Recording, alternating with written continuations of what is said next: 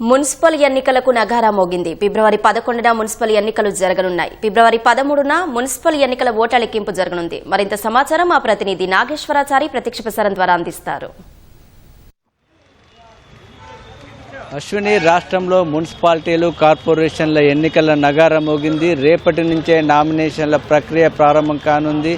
ఈ నెల 11వ తేదీన పోలింగ్ జరగనుంది. వాటికి సంబంధించిన పూర్తి వివరాలను కొద్దిసేపటి క్రితమే రాష్ట్ర ఎన్నికల సంఘం కమిషనర్ రాణి కుముదిని వాటికి సంబంధించిన వివరాలన్నీ వెల్లడించారు. రేపు నామినేషన్ల ప్రక్రియ మున్సిపాలిటీ 116 మున్సిపాలిటీలు 7 కార్పొరేషన్లు, ఇటీవల మున్సిపాలిటీ నుంచి కార్పొరేషన్గా అప్గ్రేడ్ అయిన నల్గొండతో పాటు 7 కార్పొరేషన్లు 116 మున్సిపాలిటీల్లో ఎన్నికలు జరగనున్నాయి. రేపు వీటికి సంబంధించిన నామినేషన్ల ప్రక్రియ రేపటి నుంచి ఈ నెల 30వ తేదీ వరకు ఉదయం 10:30 నుంచి సాయంత్రం 5 గంటల వరకు కూడా నామినేషన్లు స్వీకరించనున్నారు. ఇప్పటికే ఈ నామినేషన్లకు సంబంధించిన అర్హతలు కూడా ప్రకటించింది. ఆ వార్డు మున్సిపాలిటీలో పోటీ చేయాలంటే ఆ మున్సిపాలిటీలో ఓటర్ అయి ఉండాలి. అంటే ఏ వార్డులో పోటీ చేసినా సరే కానీ ఏదో ఒక వార్డులో ఉండాలి. అదేవిధంగా కార్పొరేషన్లో ఏదైనా డివిజన్కి పోటీ చేయాలంటే ఏదైనా ఒక డివిజన్లో కార్పొరేషన్లో ఆ ఓటర్ అయి ఉండాలి. వారికి సంబంధించిన విధి విధానాలన్నీ కూడా ఇప్పటికే ప్రకటించారు. అయితే రేపటి నుంచి ఈ నెల 30వ తేదీ వరకు నామినేషన్ల ప్రక్రియ పూర్తయిన తర్వాత ఈ నెల 31వ తేదీన నామినేషన్లను పరిశీలిస్తారు. అదే రోజున చెల్లుబాటైన అంటే అన్ని విధాలుగా డాక్యుమెంట్లు అదేవిధంగా నామినేషన్లు సరిగ్గా ఉన్నవాడైతే వాటన్నిటిని కూడా చెల్లుబాటైన నామినేషన్లుగా ప్రకటిస్తారు. అందులో ఏవైనా వివరాలు లేకపోతే తిరస్కరిస్తారు. ఆ తిరస్కరించిన వాటిపైన ఏదైనా అభ్యంతరాలు ఉంటే ఫిబ్రవరి 1వ తేదీన మళ్ళీ వాటికి సంబంధించిన అప్పీల్ చేసుకోవడానికి అవకాశం ఇచ్చారు.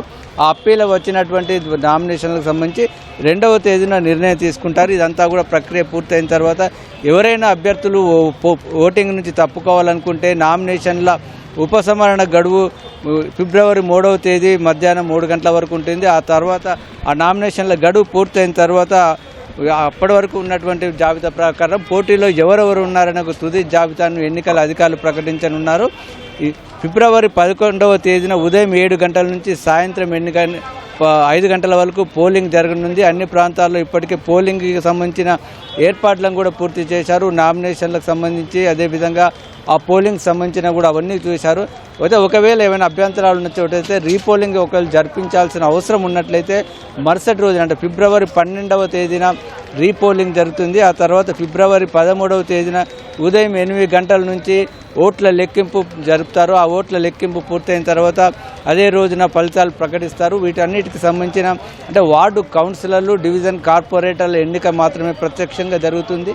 ఆ తర్వాత ఫిబ్రవరి 16వ తేదీన పరోక్ష పద్ధతిలో అంటే కౌన్సిలర్లు చైర్పర్సన్, మున్సిపల్ వైస్ చైర్పర్సన్ అదేవిధంగా డివిజన్లలో కార్పొరేటర్లు, మేయర్, డిప్యూటీ మేయర్లు ఎన్నుకుంటారు. ఆ ఎన్నిక ప్రక్రియ ఫిబ్రవరి 16వ తేదీన జరుగుతుందని ఎస్సీసీ ప్రకటించింది. మొత్తం మీద వీటికి సంబంధించిన ఏర్పాట్లన్నీ కూడా పూర్తి చేశారు. 123 పట్టణ సంస్థలు అంటే 116 మున్సిపాలిటీలు అదేవిధంగా 7 మున్సిపల్ కార్పొరేషన్లో ఎన్నికలు జరగనున్నాయి. వీటన్నిటిలో కలిపి 52,43,000 ఓటర్లు ఉన్నారు. వీటికి సంబంధించిన అంటే కేంద్ర ఎన్నికల సంఘం ఇచ్చినటువంటి ఓటర్ జాబితాను తీసుకొని మరొకసారి వాటన్నిటిని పరిశీలించి అభ్యంతరాలను కూడా స్వీకరించి ఈ డివిజన్లు వార్డుల వారుగా ఓటర్ జాబితాలన్నీ కూడా ఇప్పటికే రాష్ట్ర ఎన్నికల సంఘం సిద్ధం చేసింది. వాటన్నిటిని కూడా ఇందులో పురుషులు 25,62,000 అదేవిధంగా మహిళలు 26,80,000 ట్రాన్స్జెండర్లు 640 మంది ఉన్నట్టుగా రాష్ట్ర ఎన్నికల సంఘం వెల్లడించింది. వీటన్నిటికి సంబంధించిన ఫోటోలతో కూడిన జాబితాలు కూడా వార్డుల వారుగా రేపు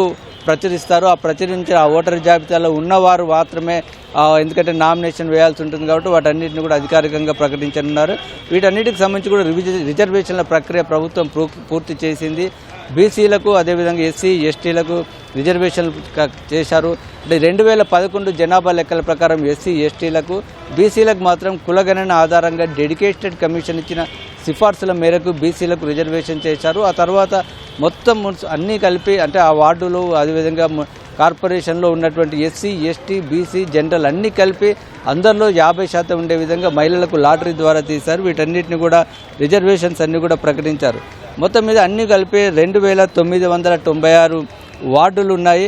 ఆ తర్వాత వాటన్నిటిలో కూడా 8,203 పోలింగ్ కేంద్రాలను కూడా ఇప్పటికే ఖరారు చేశారు. వాటన్నిటిలో కూడా ఏర్పాట్లు ఉండే విధంగా చూశారు. మొత్తం వీటన్నిటి కోసం 16,031 బ్యాలెట్ బాక్సులు అదేవిధంగా తీసుకొచ్చారు. ఆ పోలింగ్ తర్వాత వీటన్నిటిని బ్యాలెట్ బాక్సులన్నీ కూడా 137 స్ట్రాంగ్ రూమ్లకు తరలించనున్నారు. వాటన్నిటిని 136 పోలింగ్ కేంద్రాలు కూడా సిద్ధం చేశారు. వాటన్నిటిలో కూడా ఓటింగ్ కేంద్రాలు ఓట్ల లెక్కింపు కేంద్రాలు కూడా సిద్ధం చేశారు. వాటన్నిటిలో కూడా ఓట్ల లెక్కింపు కూడా జరుగుతుంది. అదేవిధంగా జోనల్ ఆఫీసర్లు, ఆర్ఓలు వీటన్నిటిని కూడా ఇప్పటికే నియామకం జరిగింది. వారందరికీ శిక్షణ ఇచ్చారు. కలెక్టర్లు, ఎస్పీలతో కూడా గత కొన్ని రోజులుగా ఎస్సీసీ వీడియో కాన్ఫరెన్స్ నిర్వహించి వీటి నామినేషన్స్ ప్రక్రియ అదేవిధంగా ఓట్ల లెక్కింపు, పోలింగ్ వీటన్నిటికీ తీసుకోవాల్సిన జాగ్రత్తలు వేశారు. కొద్దిసేపటి క్రితం కూడా అంటే ఈ నోటిఫికేషన్ ఇచ్చే కొద్దిసేపటి క్రితం కూడా కలెక్టర్లతో వీడియో కాన్ఫరెన్స్, కలెక్టర్లు, ఎస్పీలు, పోలీస్ కమిషనర్లతో వీడియో కాన్ఫరెన్స్ నిర్వహించారు. ఆ కాన్ఫరెన్స్కు సీఎస్, డీజీపీ అదేవిధంగా ఉన్నతాధికారులు కూడా హాజరయ్యారు. వాటన్నిటికి సంబంధించిన ఏర్పాట్లు, ఎందుకంటే ఈ ప్రకటనతో వెంటనే రాష్ట్ర వ్యాప్తంగా ఇప్పుడు ఎన్నికల కోడ్ అమల్లోకి వచ్చింది. ఎన్నికల కోడ్ను పకడ్బందీగా అమలు చేయాలని కూడా ఎస్సీసీ అదేవిధంగా సీఎస్, డీజీపీ కూడా పోలీసులకు, కలెక్టర్లకు ఆదేశించారు. ఎన్నికల కమిషన్ దానికి సంబంధించిన విధి విధానాలన్నింటినీ కూడా ఇప్పటికే వారందరికీ పంపించారు. ఇప్పుడు అంటే రాష్ట్ర వ్యాప్తంగా కూడా తనిఖీలు నిర్వహిస్తామని మీడియా సమావేశంలో అదనపు భద్రతల డీజీపీ మహేష్ భగవత్ కూడా చెప్పారు. వాటన్నిటికి తర్వాత అంటే 50,000కు మించి నగదు ఉన్నట్లయితే వాటిని సీజ్ చేసుకుంటాం, లేదా ఆ కారణం చెప్పినట్లయితే సరే, లేదంటే వాటన్నిటి కూడా సీజ్ చేస్తామని కూడా ప్రకటించారు. ఆ తర్వాత వాటికి సంబంధించిన ఎక్కడైనా డ్రగ్స్ అదేవిధంగా మద్యం వాటన్నిటిని కూడా భారీ స్థాయిలో అంటే ఇటీవల పంచాయతీ ఎన్నికలకు ఏ విధంగా అయితే జరిగిందో వాటన్నిటిని కూడా చేస్తామన్నారు. మొత్తం మీద ఈసారి పోలింగ్ శాతం కనీసం 80% ఉండే విధంగా ఓటర్లు కూడా ముందుకు రావాలని ఎస్సీసీ కోరింది. వీటన్నిటికి సంబంధించిన చైతన్య కార్యక్రమాలు అదేవిధంగా ప్రశాంతంగా స్వేచ్ఛగా ఓటింగ్ జరిగే విధంగా ఏర్పాట్లు చేస్తున్నట్టుగా అధికారులు చెప్తున్నారు. అశ్విని.